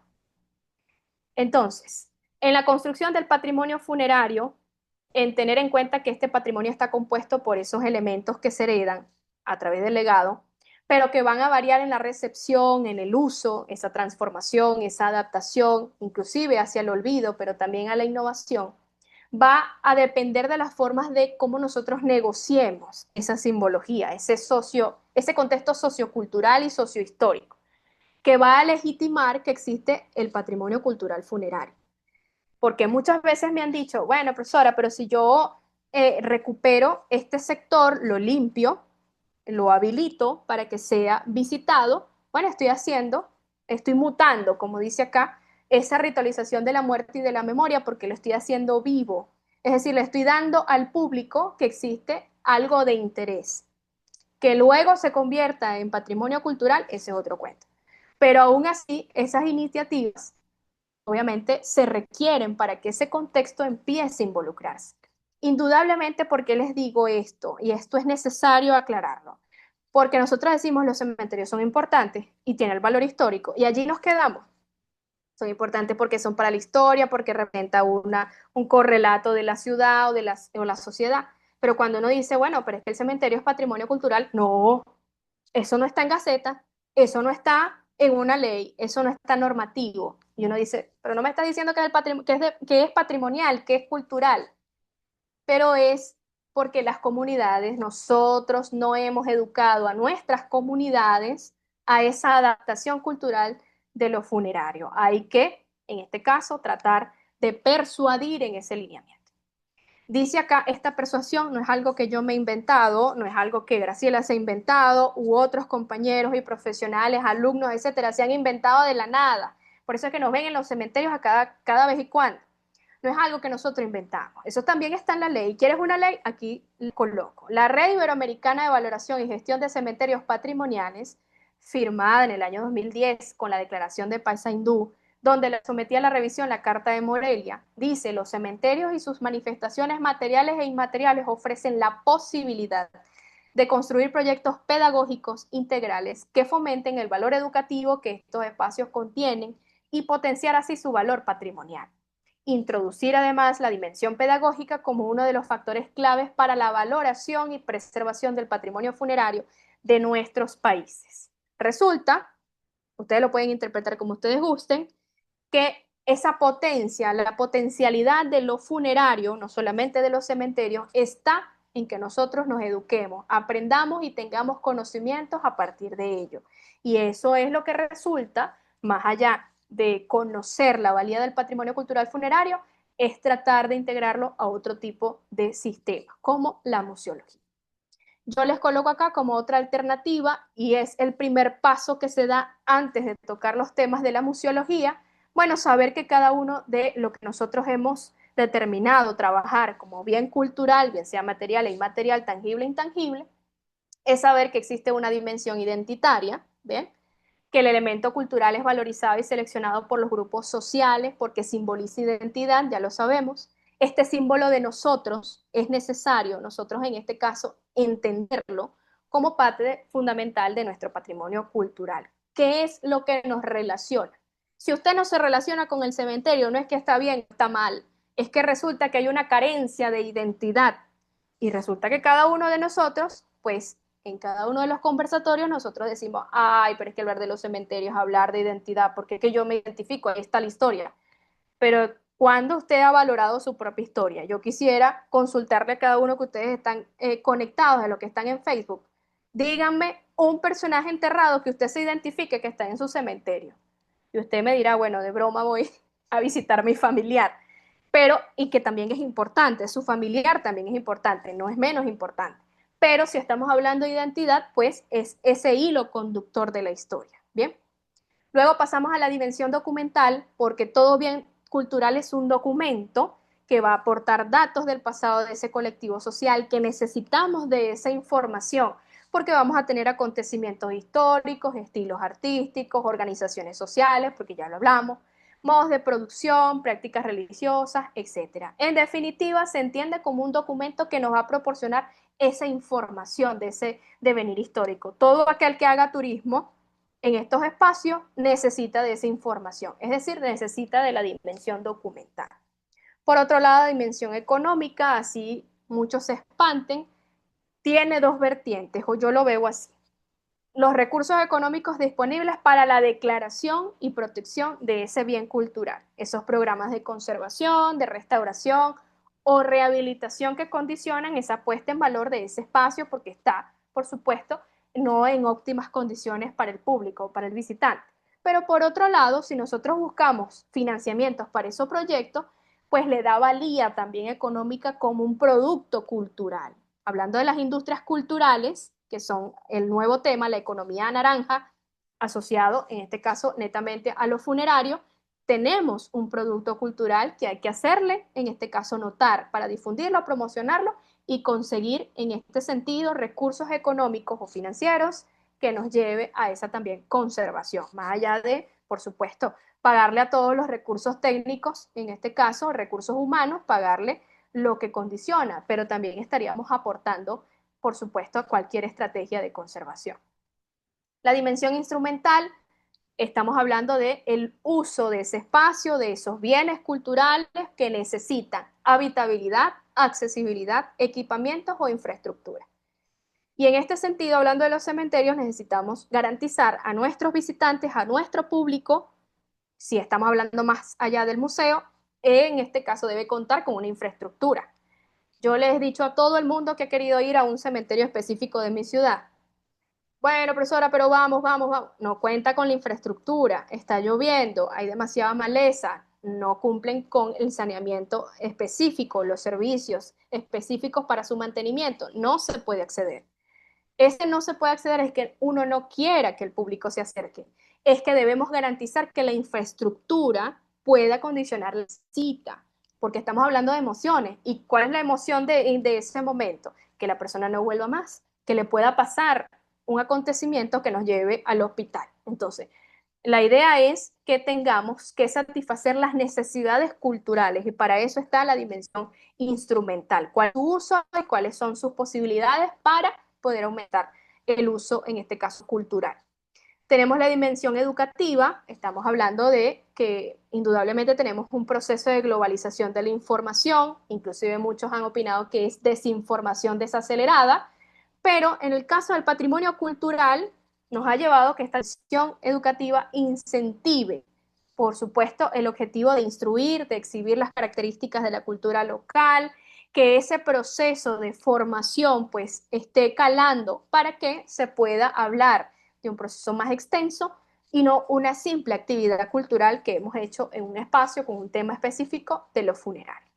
Entonces, lo educativo, eso es extenso, es complejo, pero no imposible si argumentamos estrategias pedagógicas y andragógicas para así cumplir con el objetivo que es llevar aprendizaje, más allá de compartir una información. Y por último y no menos importante, y el que nos llama muchísimo más la atención, que es el arte, porque el arte es expresión de la humanidad, pues obviamente la dimensión estética y formal nos da esa capacidad de entender ese bien cultural funerario para ser valorado dentro de su placer estético, cuál es el goce estético que me lleva a esa contemplación. Como dice acá, hay objetos pues que atraen la atención y son especialmente valorados por su forma y porque están hechos con materiales que apelan a los sentidos. Inclusive, si no está en mármol de Carrara, igualmente nos llama la atención, más cuando nos atrae, en este caso, la curiosidad, la inquietud de cómo se comunica o existe la comunicación post-mortem dentro del espacio funerario. Entonces, para ir cerrando esta primera sesión, voy a ir cerrando con estos últimos textos que son sumamente importantes y que son de reflexión para ustedes. ¿Qué posibilidades museológicas reales existen para la preservación y conservación del patrimonio funerario? No solo buscan preservar objetos o tumbas, sino interpretar y resignificar la muerte como fenómeno social, histórico y simbólico. Estas estrategias bien aplicadas permiten educar sin trivializar, sensibilizar sin banalizar, preservar sin descontextualizar lo nuestro, honrar la diversidad de formas de la memoria funeraria. ¿Cómo lo vamos a hacer? Por supuesto, es la invitación a las siguientes sesiones. No le puedo dar el cómo en estos momentos porque nos lleva en este primer encuentro a poder saber de qué es lo que estamos hablando. Indudablemente cerramos con Sharon Hell del 2019, dice los museos inclusivos o The Museum Inclusive, dice los museos sostienen en el presente las voces, los ecos, los prejuicios y las preconcepciones sobre el pasado. No son ni pueden ser espacios neutrales, un hecho que tenemos que reconocer antes de que podamos seguir adelante. Esto lo asocio con lo funerario porque implementamos voces a los que ya no lo tienen, los ecos que escuchamos dentro de la muerte, desconstruimos los prejuicios que tenemos con ella y las preconcepciones de nuestro propio pasado, que es lo que determinamos que es nuestra identidad cultural. No, los funerarios no pueden ser espacios neutrales, debe conversar hasta lo incómodo, incomodar en este sentido, para que así podamos hablar en que estos espacios funerarios también pueden coexistir con la museología y que de por sí, pues obviamente es un paso más hacia adelante de lo que nosotros queremos lograr con el patrimonio cultural funerario. Entonces, en este caso me despido de esta sesión agradeciéndole por supuesto a todos los que están conectados y además leyendo todos los que por sí los comentarios. Ajá, Graciela ya activó su micrófono. Sí, acá estoy. Realmente ha sido el taller más largo que hemos tenido. El taller 27 ha sido el más largo. ¿Qué? Hemos tenido mucha convocatoria, 35 acá en el Zoom y en el Facebook creo que fueron 15, 20, no lo puedo ver ahora. Bueno, Mónica Flores, súper interesante, Verónica Seco, excelente ponencia, Liz Marina, interesante, gracias por compartir, Marco Refugo, gracias por compartir tanta información. Virginia Martín también habla sobre la importancia de esto, ¿no? De preservar. Y recién, para hacerlo corto, porque así la gente se puede ir, pues ya casi son 2 horas, tenemos que hablar del papel de los guías de turismo junto con los museólogos. No sé qué pasará en tu país. En mi país hay algunos museólogos que yo creo en el sumar, que todas las profesiones sumamos. Yo creo que la humanidad necesita de distintos aspectos académicos para sumar, no para separar. Entonces, a veces cuando te escuchaba me pareció una exposición muy completa, muy extensa, tocando todos los puntos, no quedó nada. Y me encontré con que mucho de lo que vos decís es lo que yo planteo cuando hago mis visitas guiadas. Mi visita guiada no es un desarrollo biográfico, es un espacio para pensar, para educar, para ver la identidad, para admirar eso y que eso es de todos y que si no lo cuidamos, las generaciones futuras no lo van a tener. Es para contarles que existe la Carta de Morelia, que existen otros, por eso es que bueno, ya hace tanto tiempo que estoy en esta cosa de difundir el patrimonio funerario, así que me encantó todo. Y bueno, después hablaremos para el final sobre las distintas profesiones que tenemos que ver con esto. El unir el museólogo que lo piensa con el guía que lo transmite y ahí con el Claro. funcionario que lo ejecuta, porque si no hay un funcionario que le dé lugar al museólogo para que le diga cómo preservar, cómo organizar, a los guías también, porque hay guías, qué sé yo, que se dedican a, por ejemplo, Recoleta.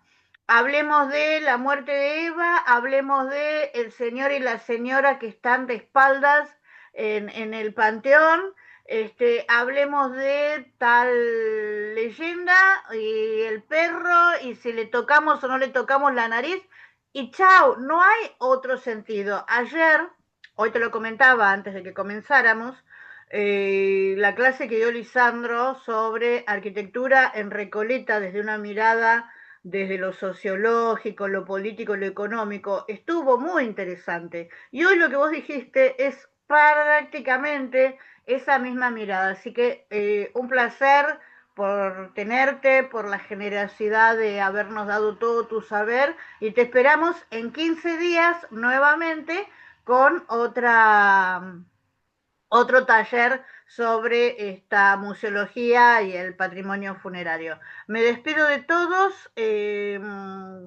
Escriban en la página, denle todas sus felicitaciones a Evelyn, que ha sido una amorosa total.